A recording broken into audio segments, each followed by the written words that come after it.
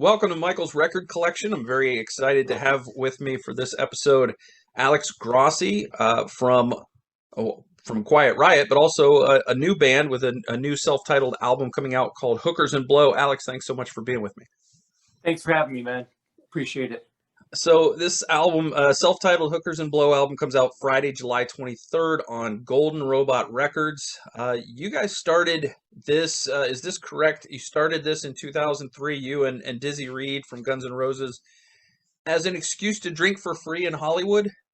Basically, yeah, I had met Dizzy at a place called the Cat Club, which it's no longer there. It used to be next door to the Whiskey A Go Go on the Sunset Strip there. Mm-hmm. And I was obviously a big GNR fan, and I approached him. I said, "Hey, we should do some shows together," because we hit it off musically. And if for nothing else, to come down here and drink for free a couple more nights a week. And he goes, "Yeah, can we call it Hookers and Blow?" I go, "Yeah, I think we could do that." And so I booked us. Our first tour was like New York, Boston, New Hampshire, back where I'm from. I'm from back east. Mm-hmm. And it just sort of, people showed up out of nowhere. I mean, it was crazy right off the bat. The name, especially with the GNR Association. And it just immediately became like this, we were like the ultimate party band. And then it just kind of snowballed from there. How have people responded to the name that Dizzy came up with? Well, most of the time it's cool.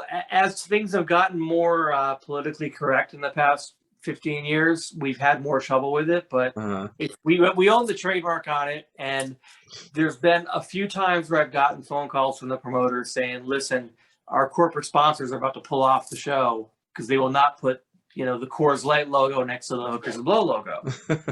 So I'm like, all right, then take our logo off. But we have a 45-foot tour bus that says Hookers and Blow on it, and that's to be parked in front of the Coors sign. So, I mean, that's why part of rock and roll to me has always been about being a little dangerous, pushing the envelope a bit. Mm-hmm. And even though we're just a cover band, it's fun to have that sort of reckless abandon, zero fucks given about things, because with Quiet Riot it's all business, with Guns N' Roses it's all business.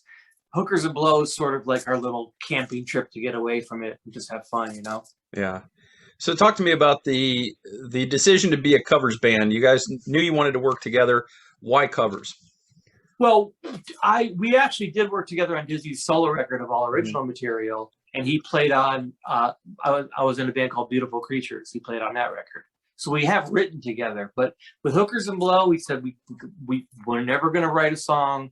We actually vowed never to make a record, but we broke that vow. But it's just because we were getting hired for frat parties, colleges, and private events. People want to hear what they know, So we got a pretty eclectic mix of songs together, and it just seemed to work, Mm-hmm.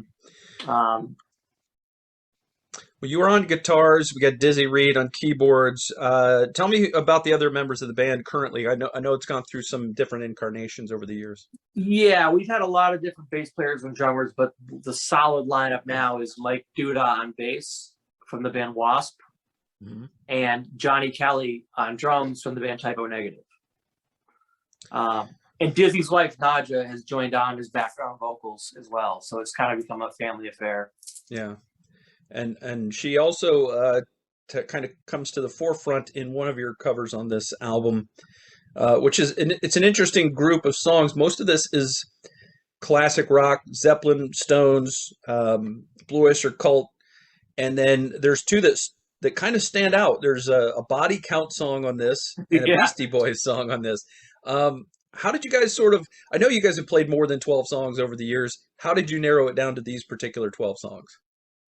Well, the Body Count song we never played live. We learned that in the studio, but we just figured it's an amazing song, and it's just so out of left field. I mean, it's a ballad about smoking crack, which you gotta love that.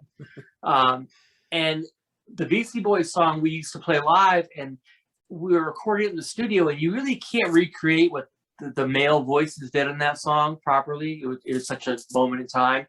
But then Nadja went in and took a stab at it, and it's got a thing now with her little voice on top of it, Uh-huh. Yeah, that's I noticed that the first thing when I saw the track list, I thought that's a bold decision to Yeah. try to emulate what those guys did vocally on that song. You don't realize how signature that's the way they phrased everything was, you know. Hmm. Like even they turned the word "where" into a two-syllable word in that Way, song. yeah, You yeah, know, I know. yeah, I know. it's really great. So, were there songs that were considered that that got bumped that didn't make the final list? Um, yeah, there's a couple we haven't quite finished yet.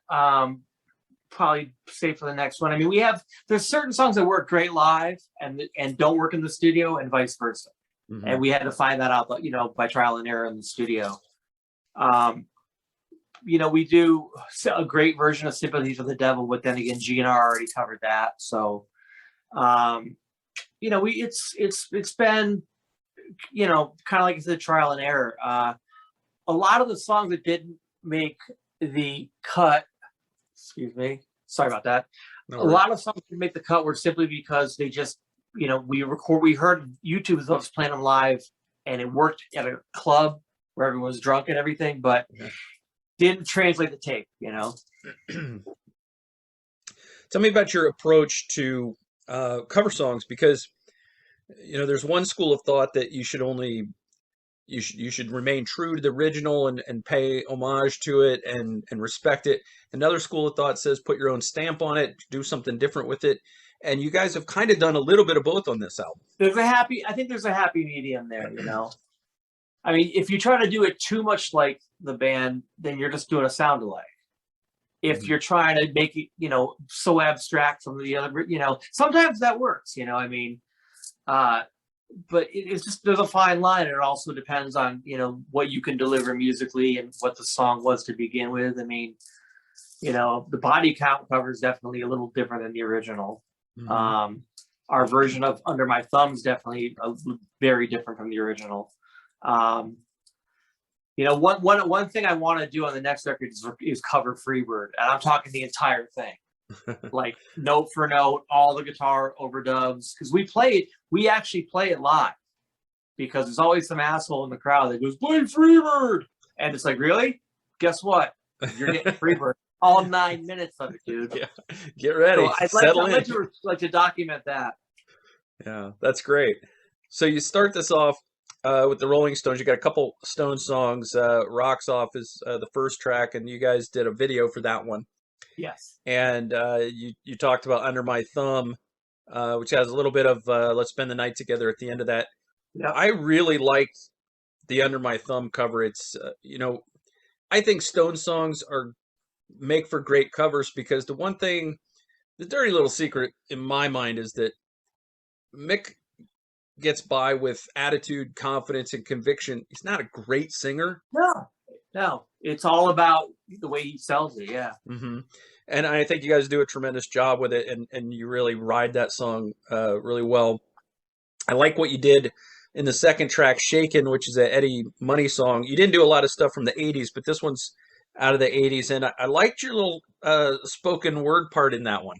Well, yeah. The funny story is, I was supposed to sing that part, and I didn't realize how bad of a singer I really am in the studio, and B, how hard Eddie Money is to emulate. So I was like, what, we could do like a little scenario where I'm going to court for getting busted with a hooker.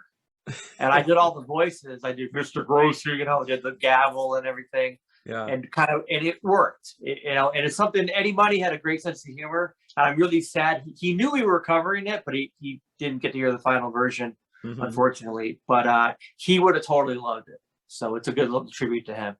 Yeah, you guys went into the studio to start working on this in 2019. Is that correct? Yeah. Yes.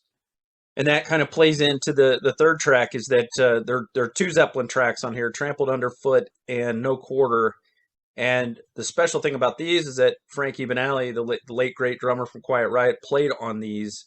My notes on "Trampled Underfoot" sounds like the most fun song you guys had, you know, recording and playing. Yeah, and the thing about those two tracks is he recorded those songs way deep into his chemo treatments. He was probably about 130 pounds. Liquid died, a tube sticking out of him, and he went in and knocked him out in one take like a 25-year-old kid. You'd never know the trick. I was going to ask you, are these the last songs or among the last songs that he ever recorded? Or I mean, he was always recording music. I would say they're definitely the last Zeppelin covers that he recorded. I mean, he recorded them. It's a good question. I'm sure there's other stuff he recorded, but he definitely made it a point to, in between chemo treatments, to get in with Hookers and Blow. And the irony is, I wasn't there. I was out playing a Quiet Riot show with a fill-in drummer, and he was back in LA recording Hookers and Blow with Dizzy. Yeah. So it's pretty, It's ironic you weren't in the same place at the same time. But at least he got to sort of channel his inner John Bonham, on this. And he really nailed it. I mean, you listen to No Quarter, it gives me chills, Yeah, it's unbelievable that that he was sick playing that, because you would never know it. It's great that you guys were able to have a document of his performances, and that it will last forever. So so that's a really special thing about the album. You guys did a great cover of Ziggy Stardust by Bowie, then the Body Count song, The Winner Loses. Then I think the only 60s song here is the Zombies' Time of the Season. I believe you're correct, yeah. Why that particular song?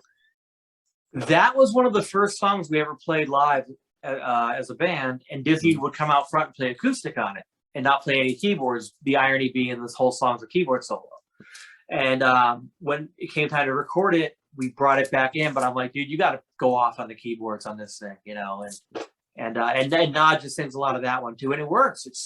It came out great, Yeah, the Zombies Twitter account just had a big countdown, a big vote for their best song ever, and I could have saved them a lot of time and just said just say Time of the Season, because it's going to win. Yeah, and it did win. It won pretty handily over She's Not There. You should tweet them our cover of it. Yeah, that'd be great. Tom Petty. Speaking of unique voices, you guys covered Tom Petty's American Girl, and an interesting little tweak with the chorus. It comes off as American Girl. I don't know if that was on purpose or not, but it sounds like it. It sounds intentional, I gotta say. It wasn't intent. Maybe it was. I don't know. I wasn't there for that session. I did my guitar parts virtually because during the pandemic. Yeah. That's another one we always played live. People loved it live, and I think we captured, for the most part, the way we do it live. Yep. Then you go into Godzilla. Always fun, and you have a little bit of your own flavor at the beginning of the song, especially. Yeah, Dizzy did his keyboard loop thing. We had there's these Japanese sisters out in LA. They're named the Okai. They're called the Okai sisters. One of them's a bass player for Limp Bizkit right now. They're phenomenal players, and they came in and did the guitar and bass on it. I did the rhythm tracks, but they did the solos and everything. And if you listen to the breakdown where these kids screaming in Japanese with the sirens, that's one of the girls yelling into the microphone. It's hilarious. That's probably my favorite track in the record, and I barely played on it. Maybe that's why you didn't have quite as much invested in it. Then you go into You Gotta Fight for Your Right to Party. We talked about that. Under My Thumb with a little Let's Spend the Night Together. Then No Quarter. And I think, again, it's so easy to do a cover of a classic, well-known, iconic song like No Quarter and totally screw it up. But you guys really... I've heard so many shitty versions of it, you have no idea. Yeah, you guys really nailed it and put your own spin on it in a way that is, I think, respectful to the original, and yet brings something fresh to the table. Yeah, I went back and learned the live version to get all the chord voicings right, and then when Frankie played it a lot heavier than the original, and then Dizzy had a lot more keyboard stuff to add. That's just me, Dizzy, and Frankie. There's no bass on that. That's all keyboard, John Paul Jones bass, and just the groove, the drum groove underneath the guitar solo alone makes the song to me. He's just so in the pocket, so Frankie, Exactly. Yeah, again, this is like if I never hear another song that Frankie did after this certainly is a great way for him to have said farewell, because it's a really A masterful job by him. Yeah, he was like, I know he was in a lot of pain, but you know what, he came in, and I got the tracks the next day when I got home from the Quiet Riot gig, and I was like, wow, you never know the guy was in the condition he was in. And that same that goes true for our last show we ever played together was December 30th, 2019 was our last show. We had others booked, but the COVID canceled those. And I swear to God, I turned around looking at him playing, and you could tell he was, he was in pain. But when you're listening, it sounds like the record. I mean, it's like the guy can't play bad. It was amazing. So you close with Saturday Night's All Right for Fighting. Again, another voice that's not easy to emulate, but I think another good job of interpreting the original material here. Yeah, that was recorded years ago. That's actually Les Warner from the Cult on drums, like Love Removal Machine era, Cult, and he really got the right groove for it. And that was actually the catalyst for doing this Cult cover record, because we figured we could actually pull it off if we did that one song. So. Whose idea at the end was that about the little bit about Fridays not getting any love? That's it. That's just all Dizzy Reed humor right there. Yeah.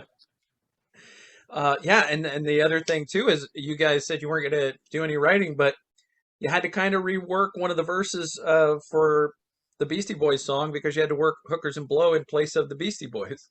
But I wouldn't exactly call that going out on a creative limb. I mean, that wasn't. Yeah, that's not exactly Bohemian Rhapsody, but yeah. We had to do it, because when we play it live, we do that. I'm like, well, I guess we're doing it this way, How many iterations of that line did you go through before you found the one that worked best? But your friends got to go. That was one take. It came right out. Yeah. That's great. So you guys did. Again, you guys have been around since 2003. You did 2 consecutive residencies at the Whiskey A Go-Go in Hollywood in 2013. That's 10 years after you started doing this. Yep. You toured in 2018 extensively, and then you go in you go in 2019 to start recording this. How long did the thing take? Because you talked about having to do some parts at home, socially distanced and all that. Yeah, it took a longer than we thought, because and the release took longer because with COVID and everything, all the manufacturers shut down the factories for CDs and vinyl. So everything got bumped, which actually worked to our advantage, because we had more time, because all of our shows got canceled. So we're all sitting home, and we really got to go over everything with a fine-tooth comb. So, we probably wouldn't have had that time between Quiet Riot and Guns N' Roses and everybody touring to do that. And because of the pandemic and stuck in front of your computer with a guitar in your hand, you can try 20 solos, Yeah. So was it you guys' idea or Golden Robots to go ahead and do it vinyl, CD, and digitally? That was a deal from day one, because vinyl sells great, and if you flip, I don't want to give too much away, but if you flip over the vinyl record itself, it's just a mirror. So it fits with the name Hookers and Blow. That was our idea.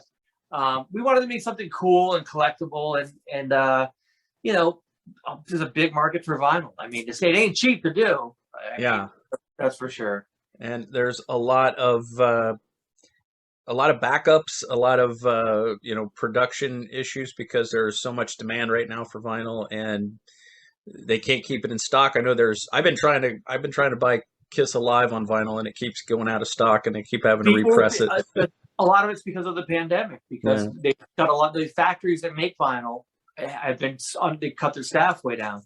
Yeah. Like we were supposed to have this thing out in May, and because of the factories being, scaled back, we had to wait. Will there be a tour to support this album? I wouldn't say a proper tour. Whenever we have time, we do shows. We have a couple in December right now, and we do want to do a proper record release party. But again, between Guns N' Roses doing their massive tour this fall and Quiet Riot working all the time, it's really up to whenever we can do it. And that usually happens maybe once a year. We can do a cluster of shows. Um, assuming you guys are going to be clustering on the West Coast primarily, where you guys are. No, we have some stuff on the East Coast planned as well. A Good. couple in Pennsylvania, Jersey. I mean, I have all the offers in front of me. Just got to fit them in somewhere. Um, upstate New York. I mean, we've played pretty much everywhere. We even took this band to Peru. Can you imagine how that went? Oh, I wonder how that translates. It was, let me tell you, we're lucky we made it out of there. I want to ask you a little bit about your relationship with music. Do you remember your first favorite song? My first favorite song was probably, I think, when I was like a little kid, "Man Eater" by Hall & Oates. It's the only Oh record yeah, that I had. And then "Living in America" by James Brown, because Rocky IV. yeah. And then I got into Motley Crue and Guns N' Roses and Girls, and that was it. What was your first record purchase? Or maybe it was a CD. I don't even know. It was a cassette. My first cassette was, I bought two. I had "Appetite for Destruction" and "Girls, Girls, Girls" by Motley Crue. Okay. Okay. What was the last album you listened to, start to finish? My own. Yeah. This one. Yeah, no, I really haven't. It's hard to listen to records start to finish now, because unless you buy the CD or download the whole thing, it's Mhm. all scattered around. Yeah. But yeah, probably this one. Are you a digital listener when you do listen to music? Yeah. Yeah. I mean, I have all of our records on vinyl that we've done over the years, but I don't even have a record player. Yeah. They're all I, framed on the wall. I'm finding a lot of the artists that I interview, they just listen to digital because of the convenience of it. The They don't. convenience, yeah, Yeah. especially when you're traveling a lot. Yeah. If you're, I honestly, I put on a vinyl and I don't really hear much of a difference. I don't know what I mean, because a lot of times you're listening to it a different way as a musician than as an audio, connoisseur. Hmm. You know, Yeah. but and also, with vinyl you have to have the right everything, right speakers, the right preamp, power amp. With digital, it's like I can plop these little earbuds in, learn the songs, next in and out.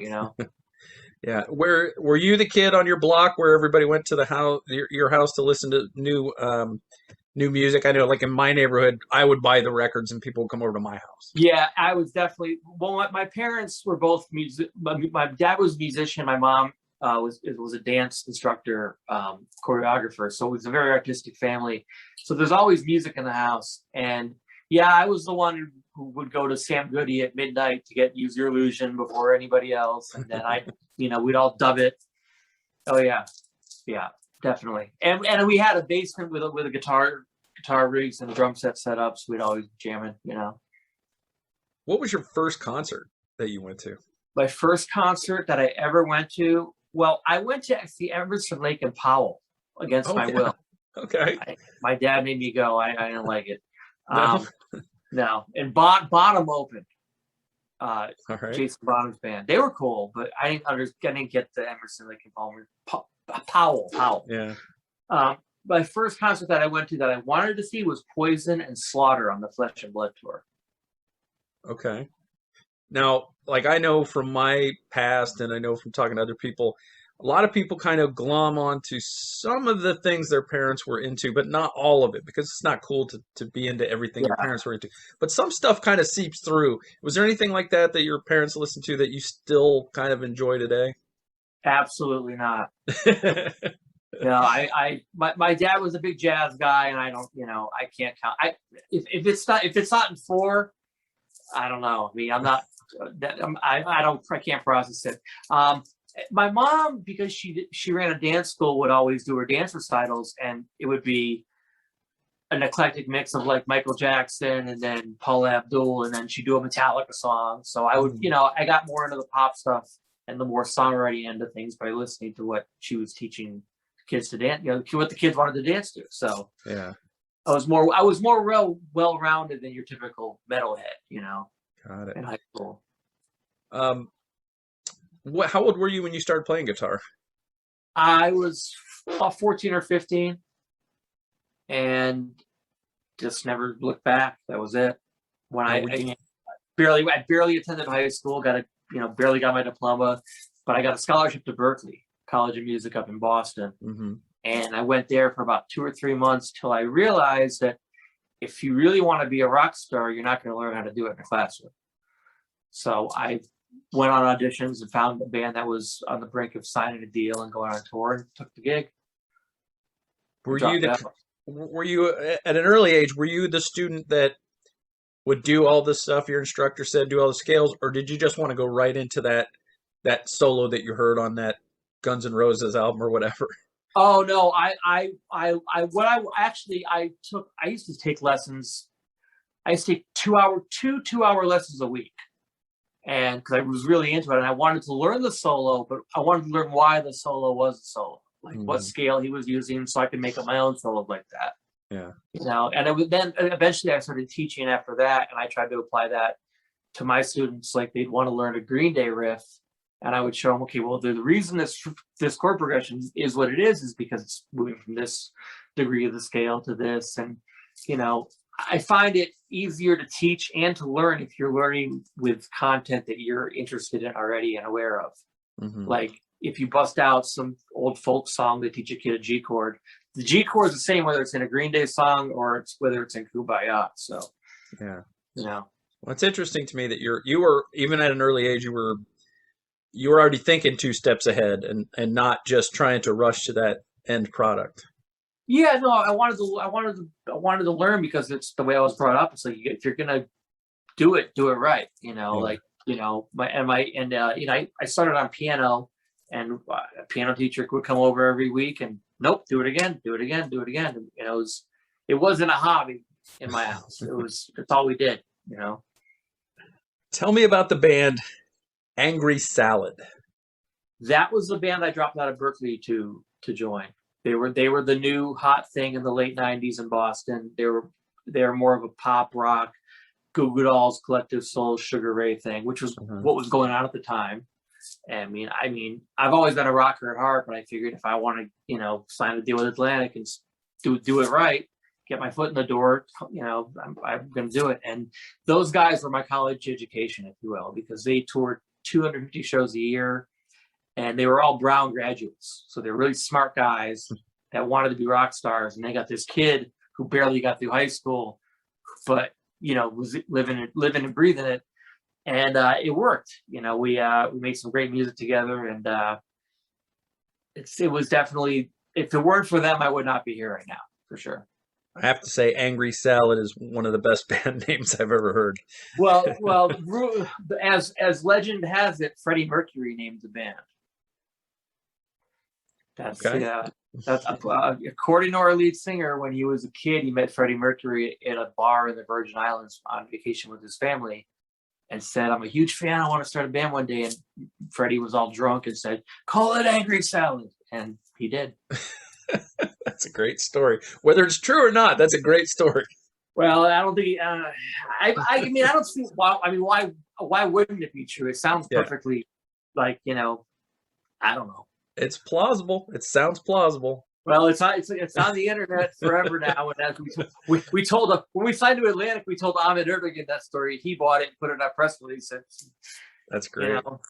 What were the big lessons that you learned from that? Touring with Angry Salad and being on the road for the first time. Just be able to deal with things as they arise. There's always going to be problems. There's going to be cancellations. You're gonna get snowed in, or a flight's gonna get canceled. Just learn how to roll with it.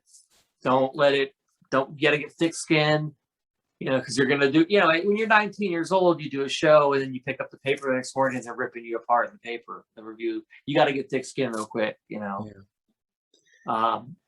and just you gotta literally have nothing else to fall back on if you really want to do it, which I did. Still don't. So Hookers and Blow comes out on Friday on Golden Robot Records. We've mentioned vinyl, CD, digital, all the usual places. You can pre-order everything on Friday. You could download the digital Friday, and then I think the actual physical is August 10th or 13th or something like Okay. that. So When you'll have it in your hand when yeah. to get delivered. So. Yeah. What else do you have going on? I know you're a busy guy. You're multiple things that you're doing. What else you have on the horizon? I mean, mainly just working with Quiet Riot. You know, we're ramping back up. It's been a crazy couple of years for us, and you know, we played last weekend, playing next weekend. We're just, you know, we're booked. It's solid booking. So just a lot of prep for that, and working on some new music with Quiet Riot as well. Which Frankie left behind a couple albums worth of drum tracks. Oh, wow. So he ain't going anywhere. He's still with us. That's really great to hear, actually. Yeah. How good is it for you to be on a stage again after what we've been through the last year and a half? Oh, the first few shows, I was winded. I was like, we were so out of shape, you know. But it was great. I mean, the first show we did back, the place went. I mean, we launched into Come On Feel the Noise, and the place went ballistic. Masks were coming off. They were pushing security, you know. And it just goes to show that people, even though they were told to lock down and be afraid and this and that, they wanted to party, you know. Yeah. People were ready. Hopefully, we don't go back into another one. I don't know what's going on, but I know California just went back to all masks again. You know, mandate, but hopefully if everyone just does their job by staying away from each other as much as they can and getting the vaccine or whatever they got to do. I mean, I just want to go back to work and have some sort of semblance of normalcy, you know. Yeah, I hear you. I think this was an interesting day in terms of setting up this interview with you. I requested it today. It happened today. And on my way home from my real job, I start the car, and Mental Health was the first song that was playing on the radio. It was meant to be. See, I'm leaving for my wife and I are going up camping for the next couple of days. And I said, can we do it today? Because I don't want to risk it out in the woods, you know. Yeah. I do fill out some interviews up there. Hopefully there's service. But I said, if we could do it today, I'm here. Alex Grossi from Quiet Riot and Hookers and Blow. I appreciate your time so much, and I really hope that this does well for you. It's a fun album. I know some people aren't big on covers. Other people are fine with them. I can tell you that these are songs that sound good. I think that they're respectful of their originals, but yet they bring a little something new to the table. I think everybody will enjoy them. I'm pretty happy with it too, and I appreciate you saying that. I mean, you know, we put our heart, you know, a lot of blood, sweat, and tears into this thing because, I mean, the budget we had to make it with, and what we personally ended up spending, we went way out of pocket. But we wanted it to be really good. You know, there's so many of these records that come out on certain labels nowadays that we're just thrown together for fucking $8,000 or whatever, and they sound like. I'd rather leave something behind and leave something out there that's going to be around forever that people are going to listen to and go, wow, that sounds great. You might not even know who we are or like us, or whatever, but you can't deny it's a quality product. Yeah. You know? Yeah, it is. And I you know, I think it'll do well. And I really appreciate your time and, you know, best of luck to you. Thank you, sir.